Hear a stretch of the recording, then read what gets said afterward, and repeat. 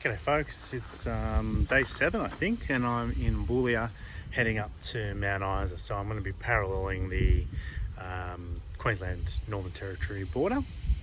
I think it's only in the order of 200 kilometres away, but anyway, I'll be heading straight north.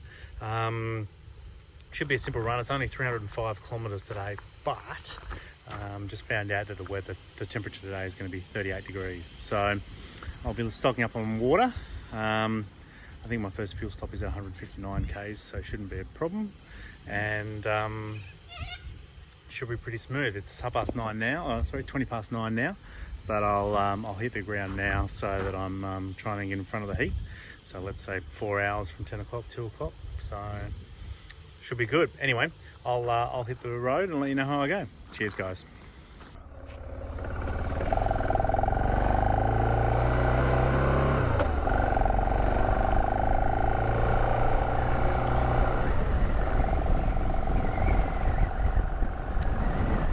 Well folks, it's 10 to 10 on day 7 from Boulia to Mount Isa. Let's call it a mid-sized day today, 305 kilometres due north from Boulia to Mount Isa. The challenge is going to be they're predicting 38 degrees today, so keen to not drag this out, although the secret might be a good stop at Dajara, which is halfway, 150 odd k's. And so that might be the best place to stop and have a genuine breather and cool off and all that sort of stuff. So just trying to reset the tacho. There we go. That's set. Not a cloud in the sky. It's going to be a scorcher today, so very keen to keep moving. Loaded up on water, 3 litres of fresh water in the Camelback. At least it's cool and it doesn't smell of sulphur like the bore water around here. I actually bought 3 litres of water to put in because the tap water and the shower water etc. around here has a lot of sulphur in it from the artesian basin, so it's bore water. And so it has that sulphury rotten egg smell. And it's not too bad, it's not too bad to shower in, and I'm sure you could drink it if you wanted, but probably the locals do, no worries at all. But to me, the worst bit was brushing your teeth. When you brush your teeth and then you go to rinse your mouth out, you get this face full of rotten egg sulphur water, and yeah, not the most pleasant experience, but you know, look, I'm sure there are worse water supplies in the world. So anyway, past a sign that said Mount Isa 300 k's, so let's go. Well, the landscape has changed a little bit. Back in some hilly country, still dry and dusty, right? So, but back into some hills over here and a few escarpments around me, so getting very interesting. Still in channel country in that we have these big wide riverbeds that you dip into that are full of trees. Some have some very low levels of water in them. Most of them are dry, but still a lot of travelling along these sort of plains, and then we dip into these channels and we're a little bit out of the wind. It's still very hot. But is there any water in here anywhere? Negative. And so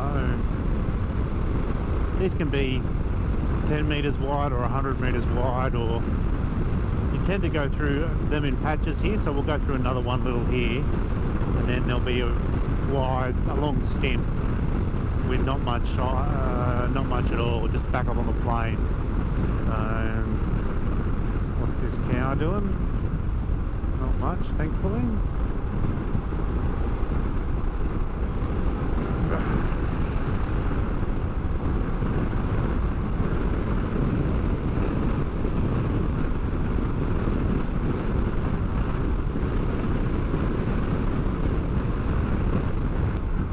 Alright guys, I'm just outside of the Dajara Roadhouse, so that puts me halfway for the day. Just shy of 150 kilometres, so which is good. It's not as hot as I was expecting. Being on the road when you're moving, it's not too bad. It doesn't feel as hot as it felt yesterday, but today's going to be shorter than yesterday. And I get to stop somewhere that has fuel and food and all that sort of stuff. So part of the challenge of these big days isn't necessarily the length of the kilometres that you do, but it's the stints in between stops. Stopping on the side of the road for some biscuits and water. It's a pretty average stop, so I'm just going to come in here to the Dajara Roadhouse. So somewhere that I can park in the shade would be really good. No, doesn't look like it.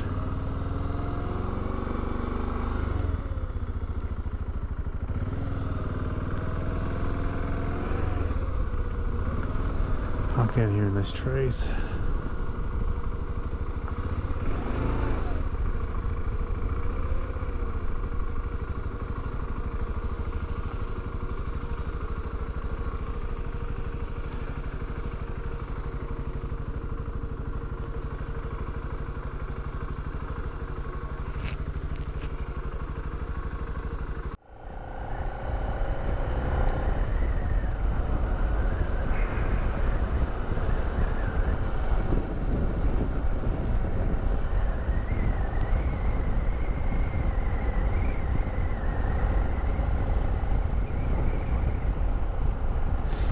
This is Dajara.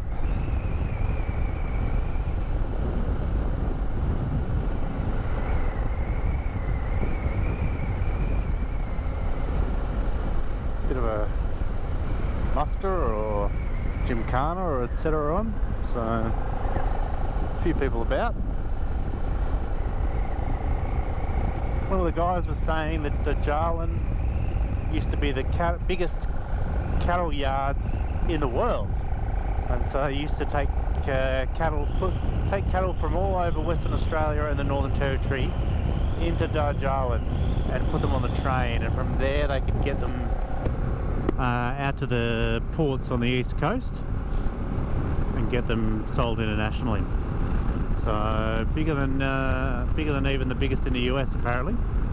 So, but now that there are more transport routes throughout the top end and more ports across the top coast, not everybody needs to come through Dajara anymore, so it's kind of shrunk a little bit.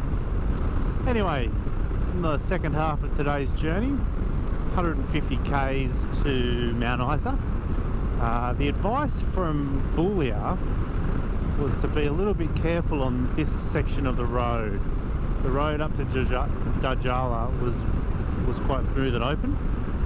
Here they said there's a lot of curves, a lot of blind curves and a lot of blind crests, and so given it's only one lane of tar wide, you don't want to come around a corner or over a crest and be face to face with a road train. So those guys take up a lot of space and can't stop on a dime. So, oh, you are massive. I've seen quite a few wedge-tailed eagles along the road today. Some of them are ginormous, and if you just ease off the throttle and clutch in and coast up to them, you can actually get quite close, which is really nice. But they're massive birds. I would hate to hit one at speed, right? That would be bad news for everyone. So I don't know if you can see out there, but there are quite a few termite mounds. I haven't seen them before. And so I guess it's a true sign that we're getting further north, because there are a lot of them dotted across the landscape here. There's a couple right there. So we're definitely getting into the tropics, and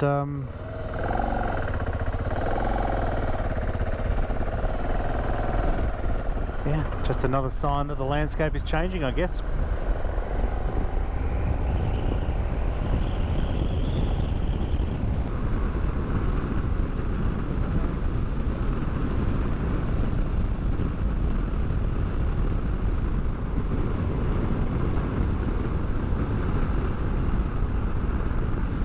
very different country now.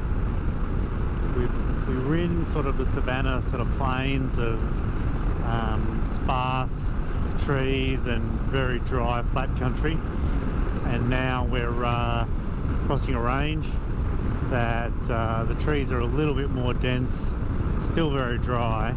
The road's a little bit more twisty, which is a bit of a challenge. Your line don't have the best lines of sight, and so some people like these guys pull over, some people not so.